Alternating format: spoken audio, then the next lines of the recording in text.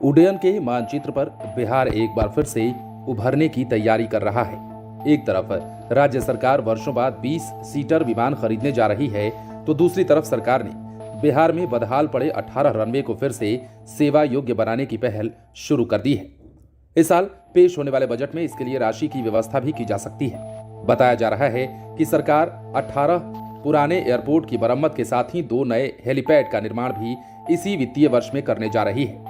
Helipad बनाने के साथ साथ सरकार की ओर से हवाई अड्डा की सुरक्षा व्यवस्था भी बेहतर करने की योजना पर काम किया जा रहा है। दरअसल बिहार के साथ सबसे खास बात यह है कि बंद पड़े 18 एयरपोर्ट राज्य के विभिन्न क्षेत्रों में अवस्थित हैं।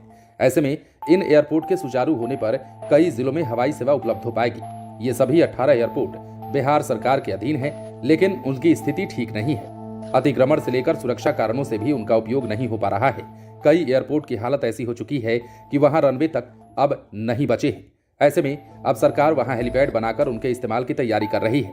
इस संबंध में भवन निर्माण विभाग के अभियंता प्रमुख राकेश कुमार ने स्थानीय मीडिया से बातचीत करते हुए कहा है कि 20 भवन प्रमंडल के कार्यपालक अभियंताओं को हवाई अड्डों के विकास कार्य के लिए एस्टीमेट बनाने का निर्देश दे दिया गया है। उन्हें जल्द से जल्द रिपोर्ट सौंपने के लिए भी कह दिया गया है।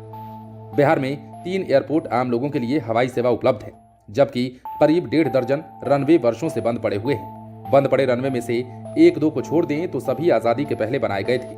आज की तारीख में केवल पटना, गया और दरभंगा से विमान सेवा उपलब्ध हैं, तो वही बिहटा और पूर्णिया एयरपोर्टों का उपयोग सेना कभी कभार करती है। शेष एयरपोर्ट या तो जानवरों का चारागाह बने हुए हैं या फिर गाड़ी सीखने का मैदान बना दिए गए हैं।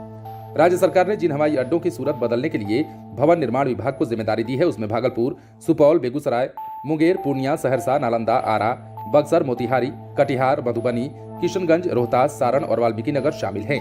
भवन निर्माण विभाग के अभियंताओं को एस्टीमेट बनाने का निर्देश दे दिया गया है। दरअसल वर्षों से बंद पड़े एयरपोर्ट की जमीन पर हेलीपैड बनने से न केवल आपदा के समय बल्कि वीआईपी मूवमेंट, पर्यटन और अन्य कार्यों में भी इसका बेहतर इस्तेमाल किया जा सकेगा। हेलीपैड तैयार हो जाने से रात्रि में भी हेलीकॉप्टर के उतरने की सुविधा प्राप्त हो सकेगी। फिलहाल एजेंसी के माध्यम से इसका निर्माण कराया जाएगा।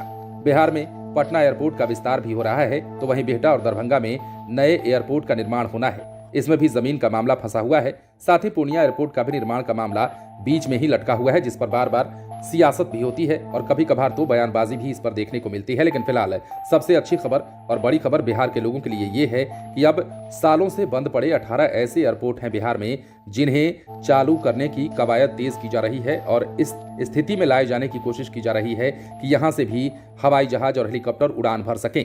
अब ऐसे में देखना होगा कि सरकार ने जो पहल शुरू कर दी है, उस पहल को कहां तक पहुंचाया जाता है और कितनी जल्दी बिहार के लोगों को बड़ी से बड़ी खुशखबरी मिलती है। क्योंकि बिहार के लोगों का इंतजार है और सालों का इंतजार जब खत्म होगा तो बिहार के लोग वाकई सरकार के इस कार्य को सराहेंगे भी।